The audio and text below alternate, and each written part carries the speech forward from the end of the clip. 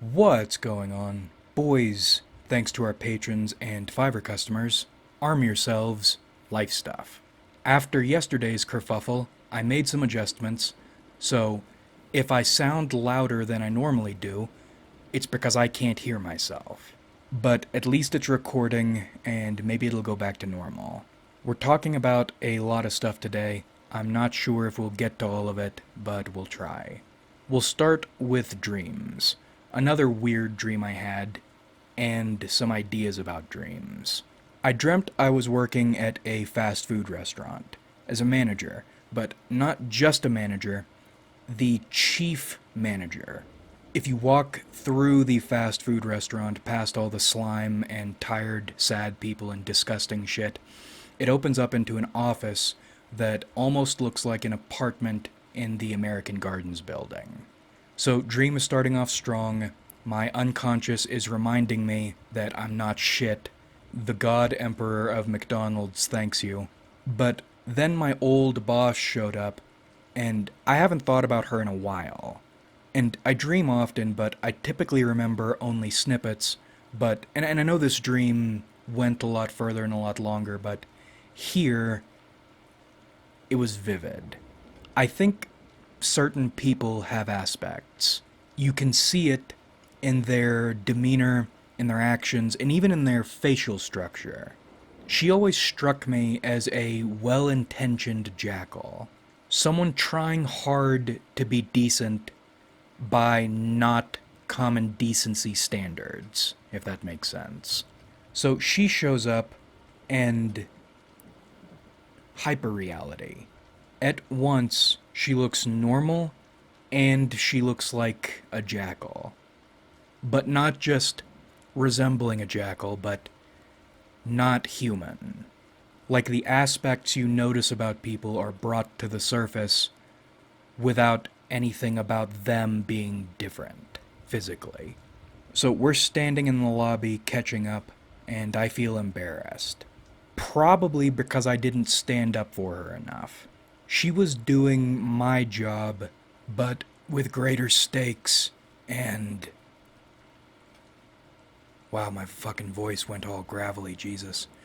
With greater stakes, there we go, and a lot more stress. There's a lot of guilt and unfortunateness around that individual. And maybe it's all in my head, but the way the universe operates, that all feels like that situation was primed to be the next major life relationship.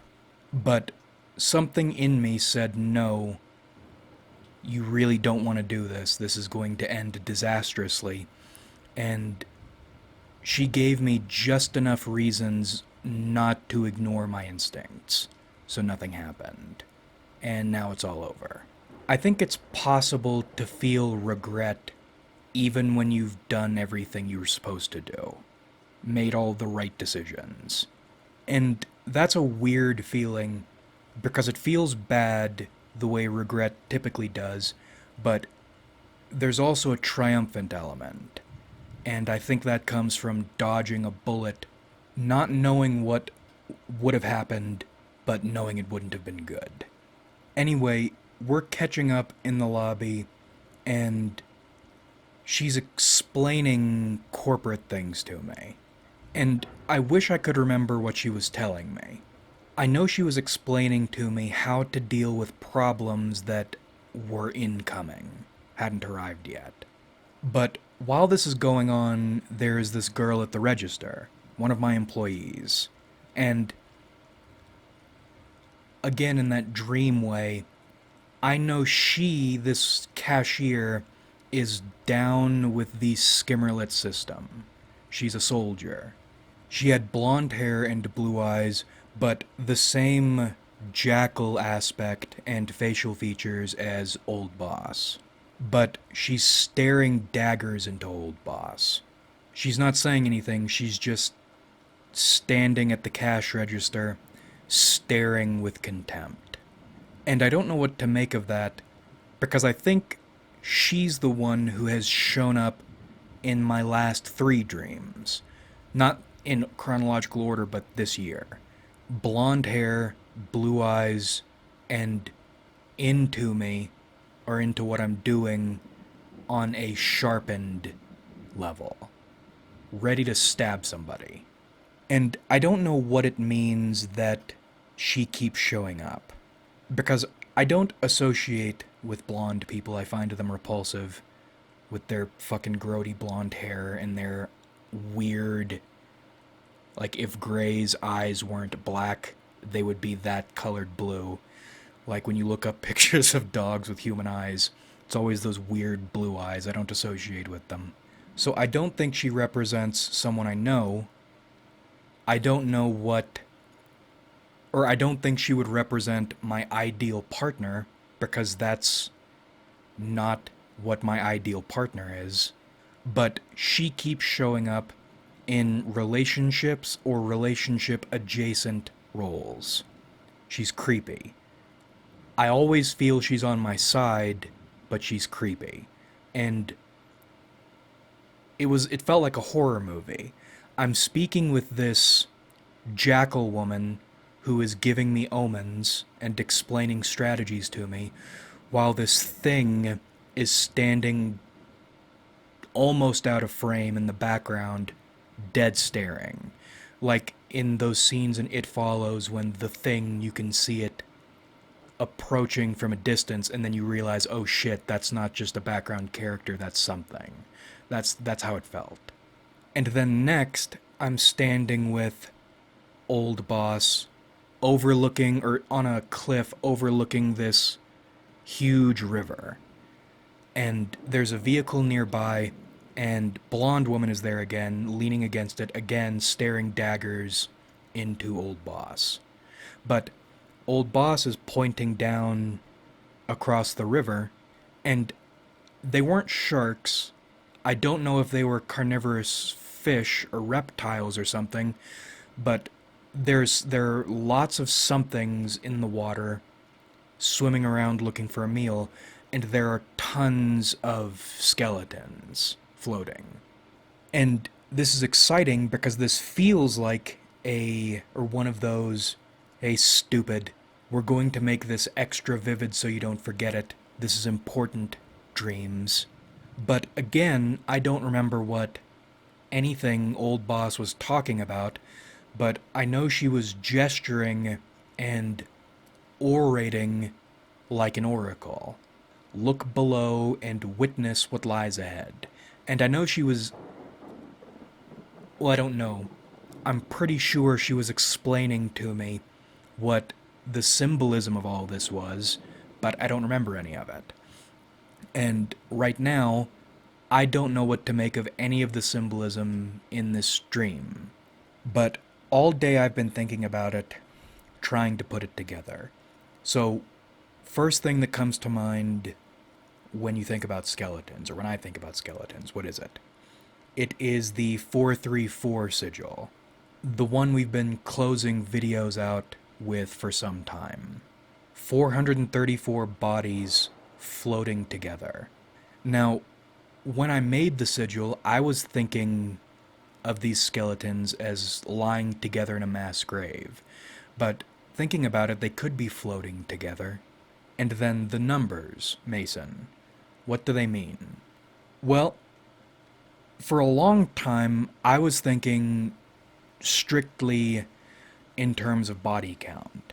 But then I started thinking in terms of dates, thinking ahead. But today, I thought back, what happened in 1934? Someone became Führer, but that didn't happen in April 1934. So is something going to happen in April 2034? Something bad is going to happen in 2036, the ultimate end. So maybe 34 is the lead up to that. And I have some other ideas, actual ideas, but nothing concrete. And even if those did line up, I don't know what the significance would be. Especially in relation to a huge river and ravine filled with carnivorous water dwellers and skeletons. But this all leads into some more spiritual stuff. I keep thinking of, well, I used to think about it a lot more. I've been thinking about it again recently. The relationship between humans and gods.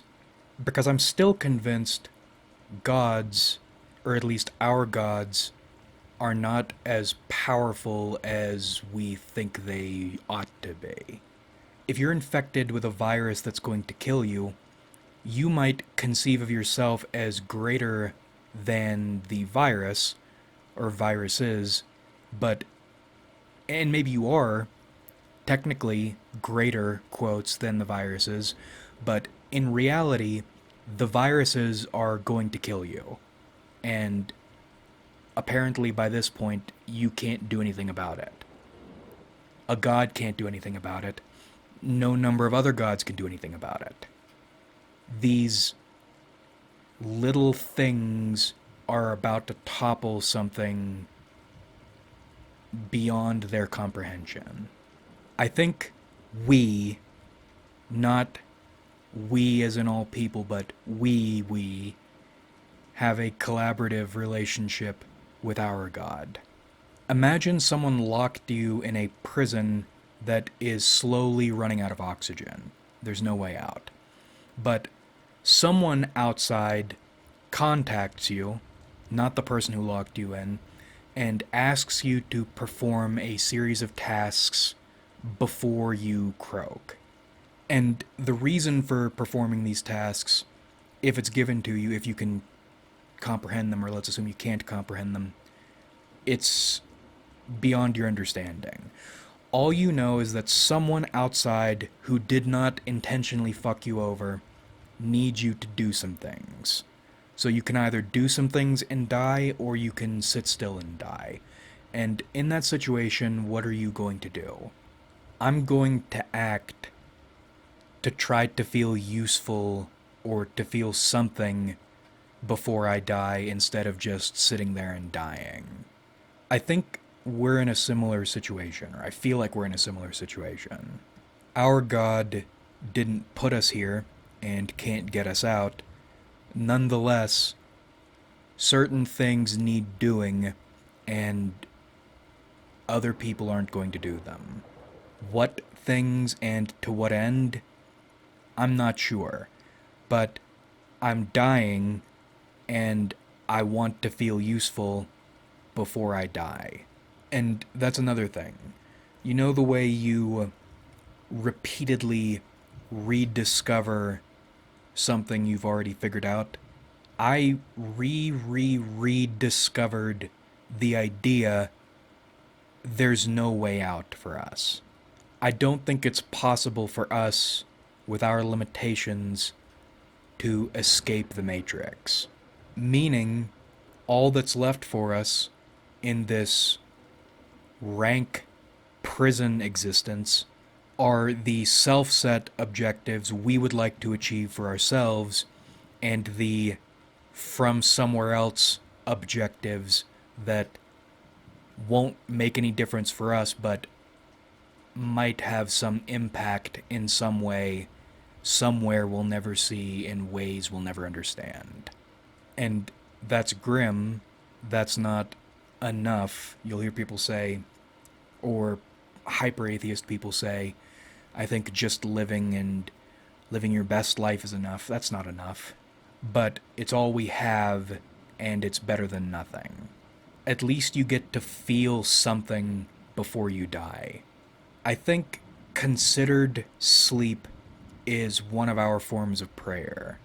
There's one stated reason we're performing this dream journaling test, and 99 reasons unstated. This prayer idea is one of them. I am interested in the typology stuff, and we will do our best to produce something useful on the typology front, but that's not the only reason we're doing it.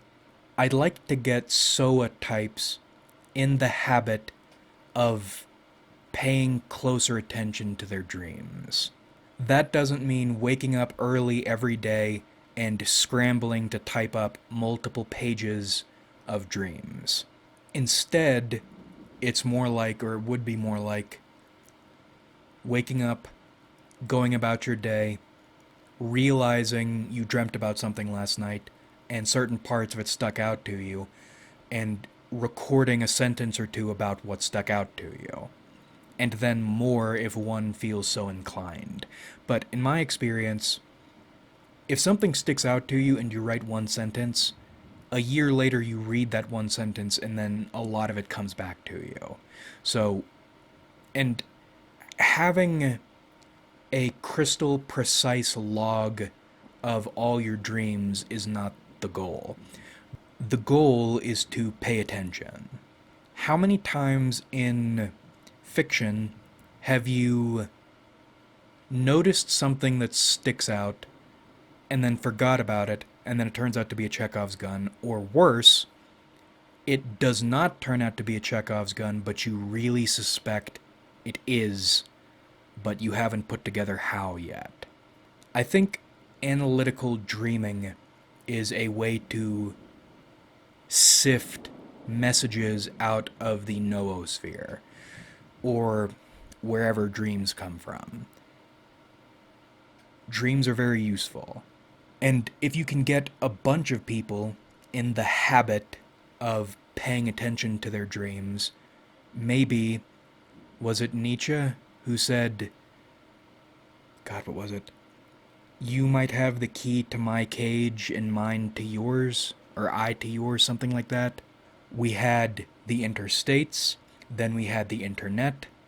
Now we can do, or lay the foundations for, a psychic inter something. And I always like having this is all bullshit reasoning for doing things.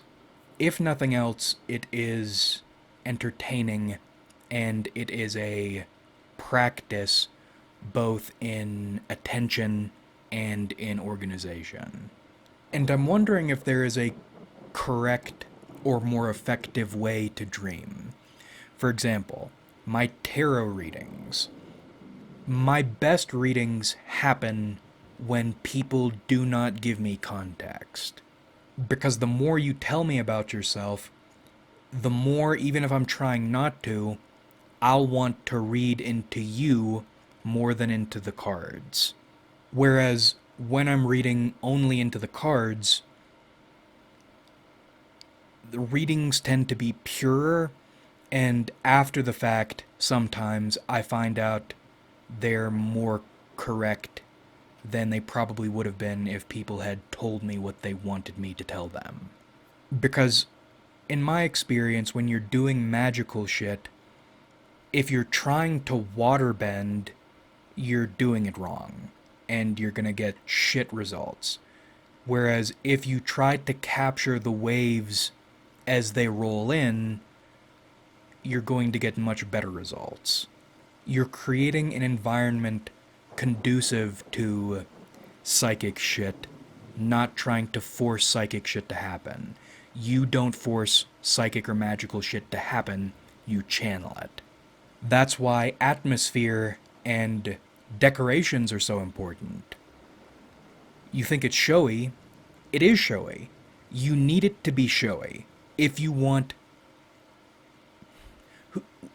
Who's going to enter a house that's not set up to be palatable to people? Are you going to walk into a hoarder's house? Is a spirit or no spheric knowledge going to walk into a fluorescent lit room? It ain't going to happen.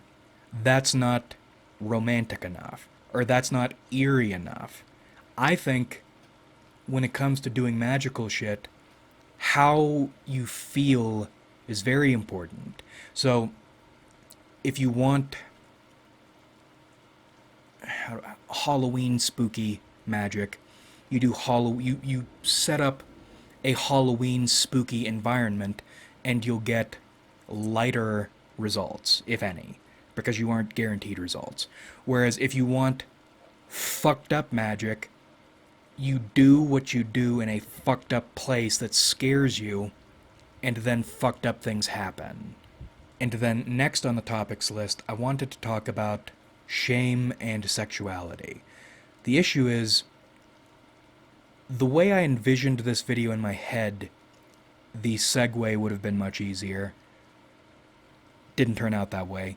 Yet, this topic by itself is not suited to its own video. Off mic, I'm fussing about it. I think we're just gonna pull the trigger and get it out of the way to lay the groundwork for future videos.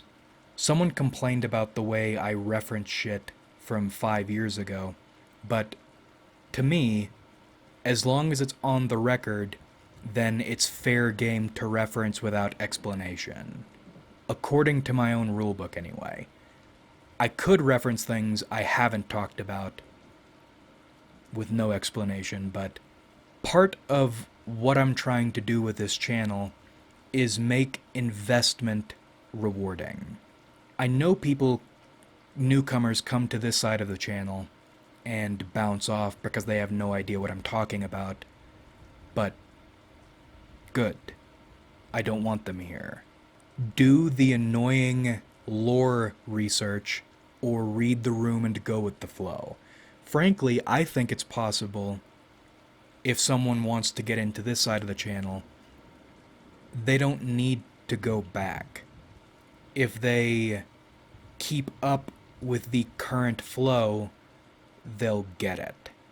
If not all the specifics, then the essence, and the essence is what's most important. Anyway, I like that I feel a degree of shame when it comes to sexuality, and I wanted to figure out why that is, because shame doesn't feel good, but if that's the case, then why does it feel good?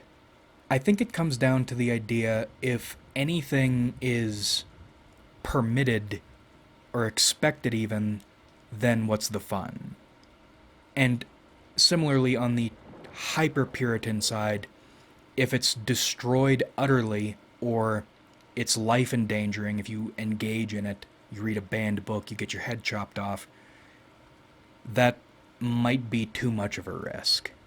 Why does fan service in anime and manga work?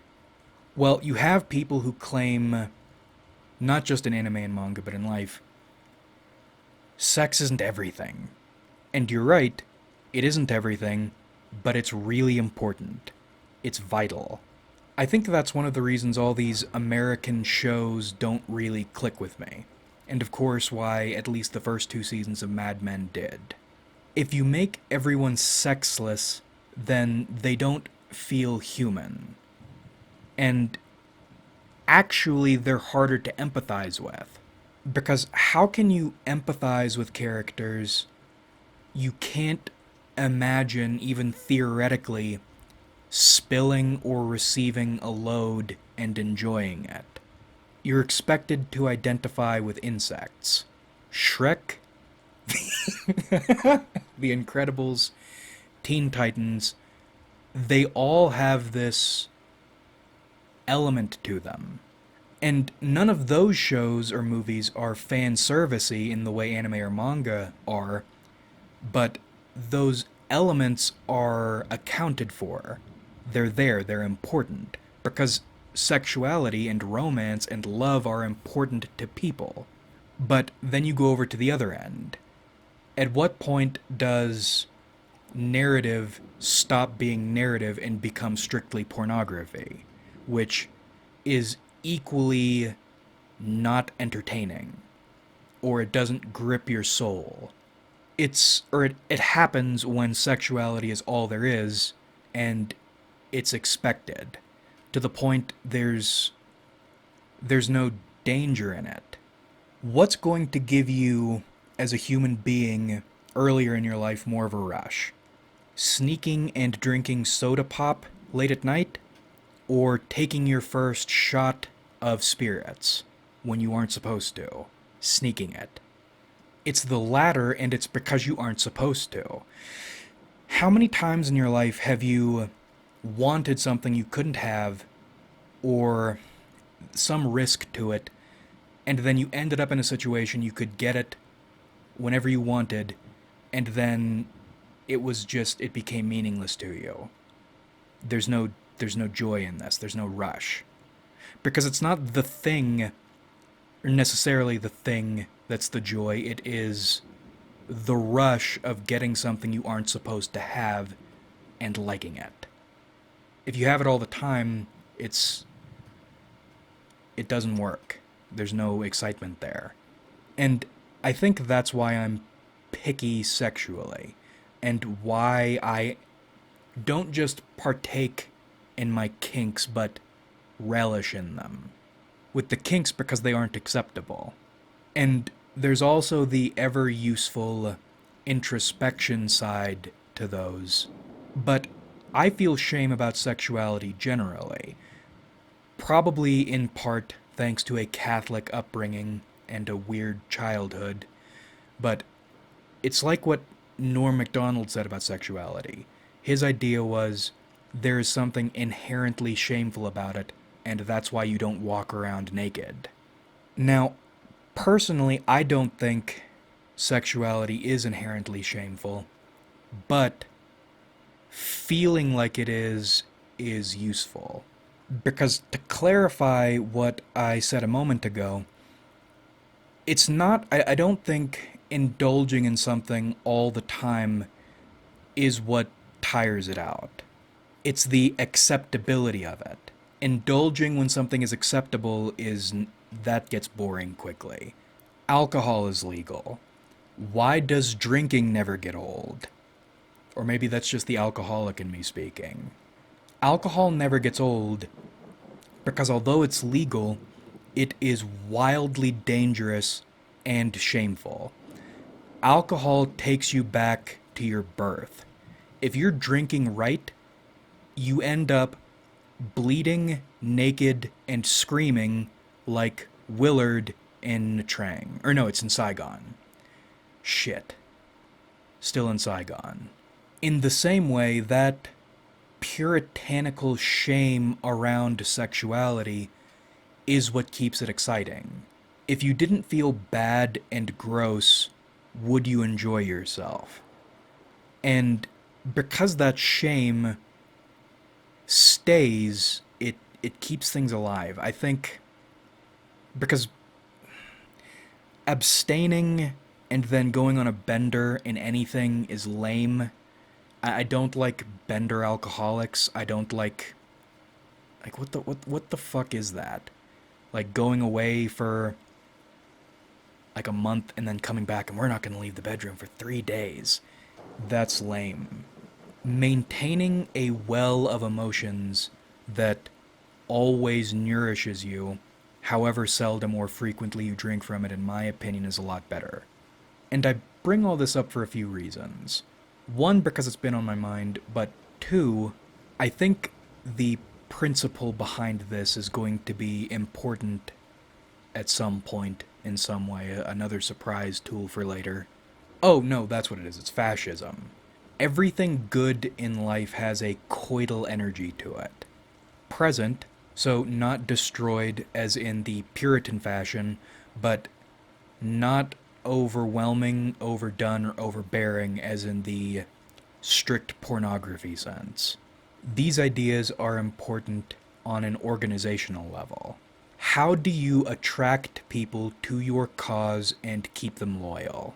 You use unacceptable strategies and present yourself unacceptably, especially to a Puritan establishment. And fortunately for us, we have a bunch of Puritan establishments trying to out-Puritan each other.